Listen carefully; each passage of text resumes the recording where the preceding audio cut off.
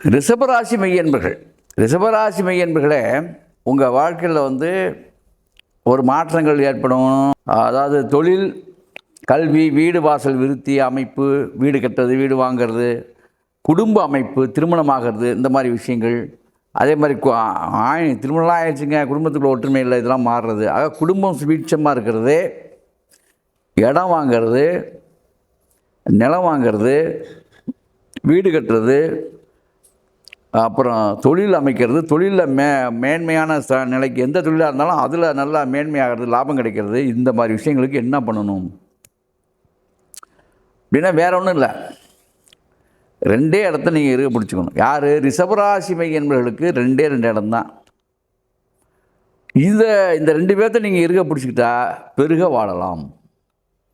யார்? புதனை இருக்க பிடிக்கணும். நீங்கள் திருவெண்காட்டுக்கு ஓடி போயிடணும். திருவெண்காட்டுக்கு புதன்கிழமை அன்னைக்கு நீங்கள் போயிடணும். ரிஷபராசி மெய்யன்பர்கள் தொழில் வளம் சிறக்க சொன்ன வாக்கு படிக்கணும், சொன்னபடி வாழணும். ரொம்ப மானக்கேடாக இருக்குது அப்படின்னு நினைக்கக்கூடிய ஆட்கள், அதே மாதிரி வாக்குப்படிதம் ஏற்பட்டு சிறப்பாக நம்ம சொன்ன வார்த்தையெல்லாம் சொன்னதை நிறைவேற்றக்கூடிய அளவுக்கு நம்ம இந்த பூமியில் ஒரு ஆளாக வரணும்னு நினைக்கக்கூடிய ரிஷபராசி மெய்யன்பர்களுக்கு நான் சொல்கிறேன், அது ஆண் பெண் ரெண்டு பேர்த்துக்குமே சொல்கிறேன். ரிஷபராசி என்றால் உங்கள் காரியம் சிறப்பதற்கு பச்சை, எப்படி பச்சை பச்சை கல், மரகத பச்சை யோகத்தை கொடுக்கும். அதே மாதிரி புதன்கிழமை யோகத்தை கொடுக்கும். அதே போல் நீலக்கலரும் கருநீல கலர் அதுவும் யோகத்தை கொடுக்கும் உங்களுக்கு. கருநீளம் கலந்து கருநீளத்தை போட்டிங்கனாலும் யோகம் கொடுக்கும். உங்களுக்கு வந்து 5, 9 5ஆம் பஞ்சம பாக்கியாதிபதி யாரா? அதாவது புத்திரன், குழந்தை, புத்திரங்கள்லாம் வரணும்னா புதன் தான். மரியாதை, மதிப்பு, சமூகத்தில் நாம் ஒரு ஆளாக வரணும்னா புதன், பச்சை கலர் புதன். அதுக்கு வந்து திருவெண்காடு, கும்பகோணம் பக்கத்தில் கூட திருவெண்காட்டுக்கு போய் அவரை கும்பிட்டு வந்துடணும். மீனாட்சி அம்மன் கோயிலில் போய் மீனாட்சியை பார்த்தாலும் புதனுடைய அருளை பெறலாம். சொக்கநாதனையும் மீனாட்சியும் கும்பிட்டாலும் புதன்கிழமையில் போய் யாருக்கு? ரிஷபராசிக்காரங்க. அதே போல் திருநள்ளாறு போய் சனீஸ்வரனை கும்பிட்டு வந்தாலும் பிரபல யோகத்தை நீங்கள் அடையலாம். ரிஷபராசிக்கு மட்டும் சனீஸ்வர பகவான் அள்ளி கொடுப்பார். அப்போ டார்க் ப்ளூ உங்களுக்கு யோகத்தை கொடுக்கும். 8ஆம் நம்பர் யோகத்தை கொடுக்கும். ரிஷபராசிக்காரருக்கு மட்டும் 8ஆம் நம்பர் யோகம். ரிஷபராசிக்காரர்களுக்கு இது 5ஆம் நம்பரும் யோகம். 5, 8 ரெண்டுமே யோகம். அதே போல் எள்ளு அடை, எள்ளில் போட்ட தீனிகள் எதாக இருந்தாலும் சரி, நல்லெண்ணெய், இதெல்லாம் ரிஷபராசிக்காரன் ரெகுலர் பண்ணிக்கிட்டால் உடம்பு நல்லாயிருக்கும்.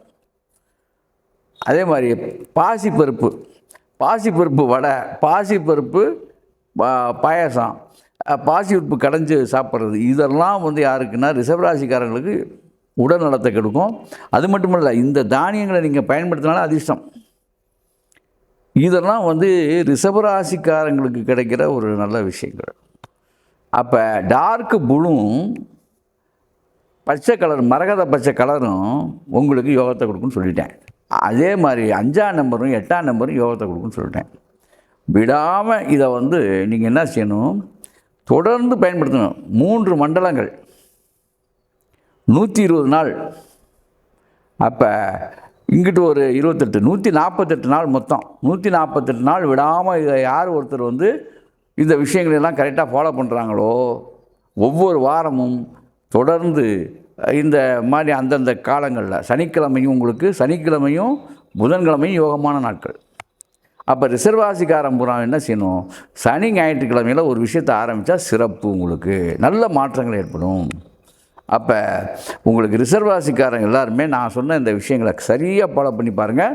இது உண்மையிலே பார்க்க ரொம்ப சாதாரணமாக தெரியுது, ஆனால் இதோடைய மொத்த ஒரு அதிர்ஷ்டமான அந்த செயல்பாடுங்கிறது ரொம்ப சிறப்பாக உங்கள் வாழ்க்கையை முன்னேற்றிடும். ஆக அந்த ரிஷபராசிக்கார மெய்யன்பர்கள் இப்போ நான் இது வரைக்கும் நான் என்ன சொன்னோம் அதை அப்படியே ஃபாலோ பண்ணுங்கள். உங்கள் கலர்ஸ் வரைக்கும் சொல்லிட்டேன். இந்த கலரை உடம்புல அந்த மாதிரி சட்டை, இந்த மாதிரி விஷயங்களை பயன்படுத்தி பாருங்கள், பெரிய மாற்றத்தை நீங்கள் உண்டாவீங்க. ஆகவே அன்பர்களே, ரிஷபராசி மெய்யன்பர்களே, இதை செவ்வனே செய்து பெருக வாழுங்க. அற்புதம், ஆனந்தம்.